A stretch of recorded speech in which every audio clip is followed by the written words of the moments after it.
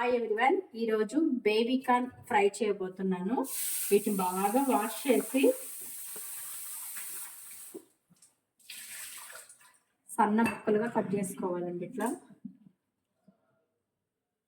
Starting ending ఇలా cut చేసుకొని diamond షేప్లో కట్ చేయాలండి. డైమండ్ షేప్లో కట్ చేసుకొని డైమండ్ షేప్లో అన్ని కట్ చేసుకొని పీసెస్ బౌల్లో వేసుకున్నామండి. వీటిలో 2 స్పూన్స్ కార్న్ఫ్లోర్,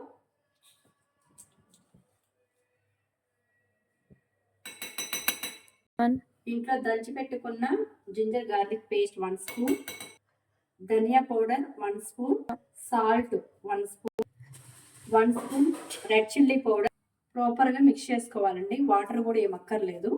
అమ్మ స్టవ్ ఆన్ చేసుకొని బాండీ పెట్టుకుని ఆయిల్ పెట్టుకున్నామండి. బాగా హీట్ ఎక్కింది. నెక్స్ట్ వీటిని వేసుకుంటున్నాను. స్టవ్ ఆఫ్ చేశానండి.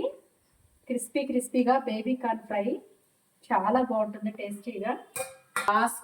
లాస్ట్లో వీటికి పెరి పెరి మసాలా యాడ్ చేయాలండి. టేస్ట్ చాలా బాగుంటుంది. ఈ పెరి మసాలా వేయటం వల్ల టేస్ట్ ఇంకా ఎక్కువ యాడ్ అవుతుందండి. నా వీడియో మీకు నచ్చితే లైక్, షేర్, కామెంట్, సబ్స్క్రైబ్.